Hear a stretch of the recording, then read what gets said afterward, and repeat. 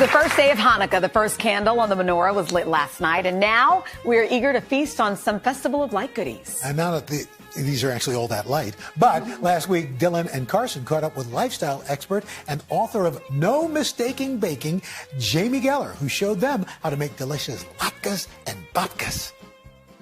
Jamie. Hi, Jamie. Good morning. I'm excited for the babka. I don't even know what it is, but we'll start with the latke. But don't you love a latke? I love a latke, but I don't know what a babka is. This is something you eat at friends' houses or you order, but I wouldn't even know where to begin how to make it at home. It's so easy to make. Just a few simple ingredients. You have potatoes, onions, and eggs. And the secret to a perfect crunchy latke is squeezing dry those potatoes so that you don't have any excess liquid. And that's how you get a fabulous crunchy latke. And here you see that. And we're going to amp it up today. So can you help me add a little bit? Yeah. We have wasabi peas. And what's in here? Eggs? That's the eggs, potatoes, and onions. Okay. Wasabi peas. Yeah, wasabi powder. Just put it right in. Okay. Wasabi powder and a traditionally brewed soy sauce, which is a game changer when it comes to soy sauce. But are these extras that you're doing to make it fancy? Yeah, because a latke is a blank canvas. You can put any flavor enhancer in there. Yeah, These are, you're hungry already. Yeah. Yes. Okay, fine. Then you just take a 1 tablespoon ice cream scooper and go ahead for the perfect party appetizer. So look at this over here. This is the spicy one. This is the spicy one, so you want to taste that too, Carson. Wait, so you can go sweet or savory on this? Yes. You've opted to go... I've opted to go savory with a little bit of spice. But you can do like a ketchup or...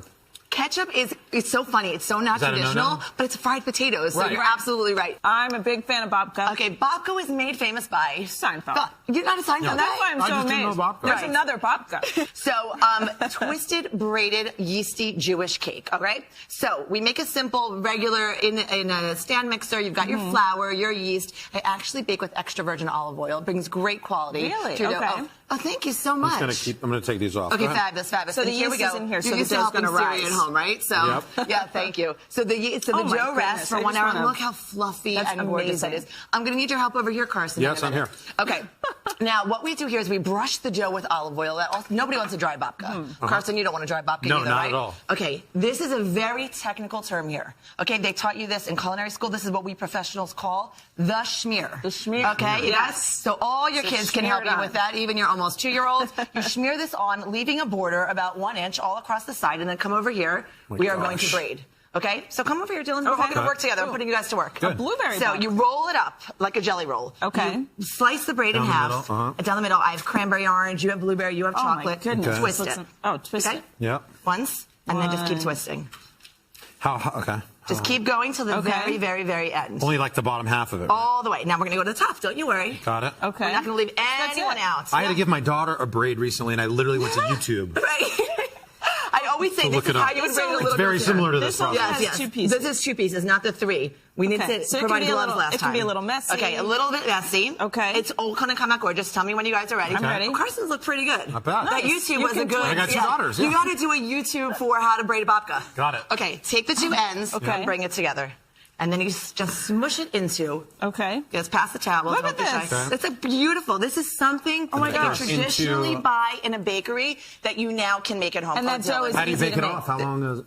1 hour, 350 degrees. And that's it. You don't Yeah, have to do that's it. anything You else. brush it with a little bit of egg wash. Please taste it. I don't know which one I want to try. Chocolate. You can try them all. This is delicious. Babka. Jamie, thank you so Oh, my much. pleasure. I want to make all of this for these recipes Oh and my more. God. Visit today.com/food. That's unreal. I'll be back. Oh my goodness. Wow. We'll be right back. Happy Hanukkah. It's the first day of Hanukkah, so if you're cooking up something special for your family, we've got the perfect way to finish off the meal. Here with a lesson on how to make an Israeli jelly donut, or a sufganiyot, is head pastry chef at Bread's Bakery, Idon Leshnik. Welcome, Idon. Okay, please, we need to know the secret, but we know it begins with a perfect dough. Right. Well, I can't give you all the secrets, of course, because some of the stuff are, very top secret. But I'm going to show you some of the basic things of how to make a perfect Hanukkah donut, or a sufganiyot, as we call it in Hebrew. Obviously, it starts with a basic dough. So I have a dough that I made here in advance. This is a very simple kind of process. We're mixing flour, wheat flour, eggs, butter, sugar, salt, and a little bit of vanilla paste just to get some of that flavor. This was mixed and rested for about 8 to 12 hours just to let it ferment. Remember that we're dealing with a fermented dough, and that's magic in itself. Yeah. So what I'm going to do right now is I'm actually... People are a little intimidated by a donut. Yeah. So how do you shape that baby? Right. So I'm going to shape that right now, and I'm going to show you. But don't be intimidated. All it takes is a little bit of practice. But I've divided this dough up into 6 equal parts, and the magic kind of happens as I'm rolling this. I'm going to show you what happens. Perfect. 1, 2, 3, and I can actually feel when the donut is perfectly round. Yes, that looks good. And then what? So I guess all it takes is really a lot of practice, and I've got a lot of practice over the years. Your donuts look so beautiful, by the way. All of really those do. Thank you. So then, do you drop them in the fryer? Is that what the next step is? Well, if I drop these in the fryer right now, what's going to happen is that they're just going to drop and stay in the bottom of the pot. Okay. So we're actually going to need to let these proof first at a warm environment, just to let the dough rise and let the yeast do its thing. So we already have some donuts that are proofed and ready to go into the oil. So let me show you what that looks like. They're much larger, as you can see. And you can see all those vanilla specks. And what I'm doing is I'm basically taking that and flipping that right over. Wow. So the top side down, just like that. Yeah. And now this is going to take about 2 minutes at about 330 degrees Fahrenheit or 160 degrees Celsius. Wow. We're gonna looking let at this video kind of this of happening. It looks so delicious. So satisfying. Yeah. So that goes on all day, and we're making thousands of these all day, and we can't even stop at this point. We're just going. Okay, so now we have to fill those babies, right? Yeah. So I have some strawberry jam over here, and this is what these sufganiyot or Hanukkah donuts look like when they're out of the fryer. Really nice and light. It's just kind of like a pillow of delight. Ooh, So I'm going to take this piping bag and I'm just going to fill it, just like that. And you could you could go crazy with this and you can fill them up until the brim. I mean, nobody's judging you during this December month. Seriously. So, really. And you don't have to tell anybody because the donut is kind of hidden here. So once you bite into it, you'll feel all that filling. And then so that's what it looks like. Then and then just as a garnish, I top it. Just like that. Beautiful. All and right. you can actually use that filling to make those beautiful tarts that you also make. Yes. So what's nice about this filling is that it's super versatile. I mean, we have these traditional Hanukkah donuts, but we can also make something or a spin-off on that. And this is our Linzer tart. So what we did with the Linzer tart is we have a beautifully baked tart shell, just with short dough. And what I have here is a piping bag of hazelnut paste. Now, this is a caramelized hazelnut paste. So it really adds a lot of texture and a lot of flavor to this tart. And what I'm going to do is I'm just going to pipe in a spiral. Yes. Just like that. Oh, that looks so delicious. I mean, I hate the fact that our show is going to a commercial break because I could watch this. It's so mesmerizing. Mesmerizing and satisfying and delicious. We want to say thank you so much. We're going to put the rest of this on our website, but this is amazing. And they look mouth-watering. Thank you so much for being with us. Thank you so much. So cool. Really do have the best bread in the business. So to get this recipe and wish we had some. Yeah, me too. today.com/food. All right, we'll be back right after this.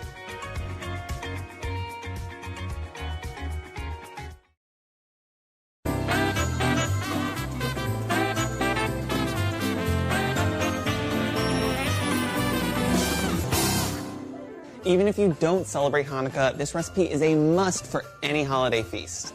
I mean, seriously, who doesn't love crispy fried potatoes? It's traditional to celebrate with greasy foods around Hanukkah because it's the miracle of the 8 nights and we celebrate with lots of oil. These latkes are hands down the star of the show.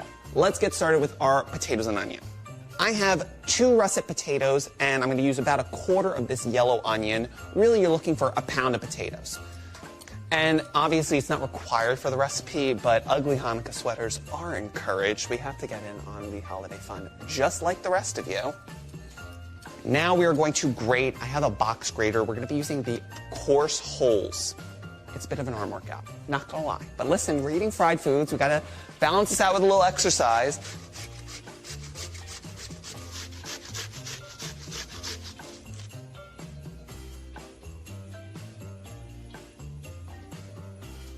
I have a bowl here that I've lined with cheesecloth.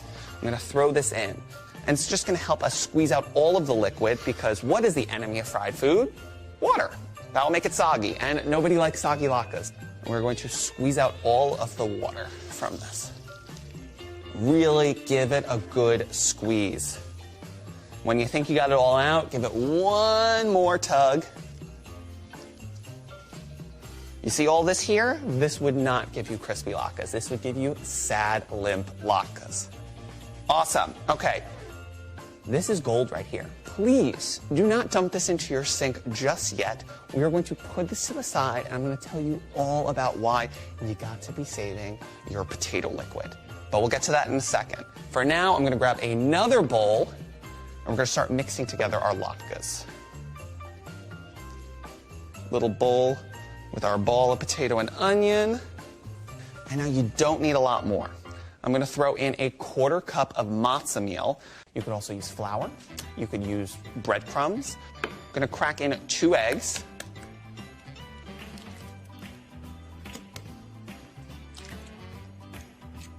And 2 teaspoons of kosher salt.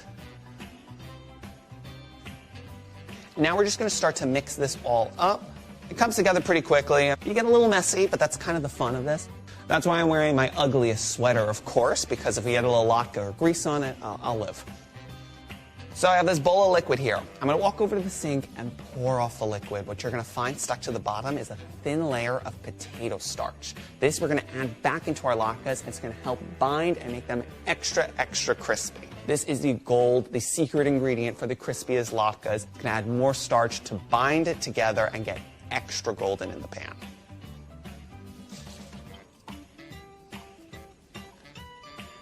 Voila!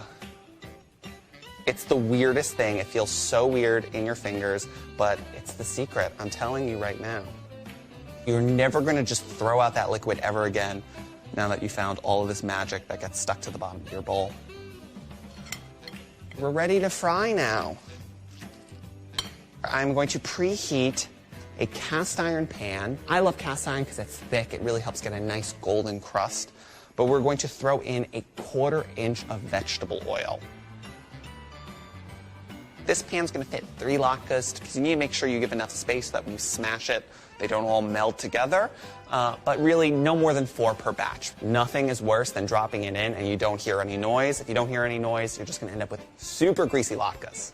Let's go in. I got my 1/3 cup scoop. I'm going to drop all of my scoops first. Gorgeous sound. We love to hear it.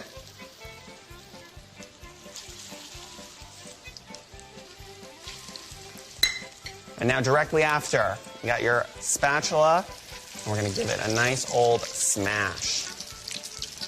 It goes pretty quickly. You're really only going to need about 2 minutes per side. The key part is at a medium-high heat, we want that nice golden color. All right, let's take a look at the other side. Also nice and golden. This is ready to drain. I'm going to throw this right to a sheet pan lined with paper towels. This is just going to help get out any excess grease so it stays nice and crispy.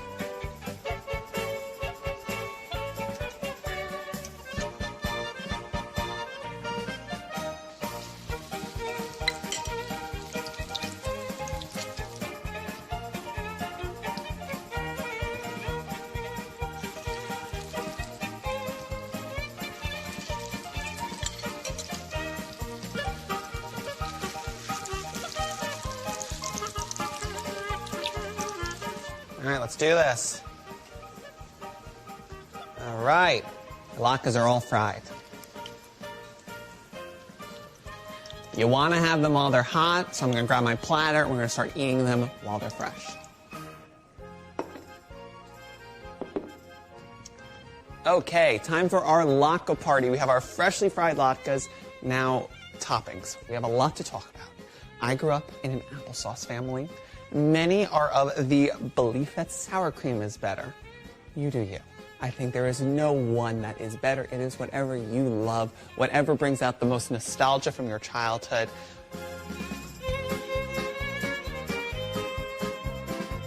Boom. Are you ready for the crunch?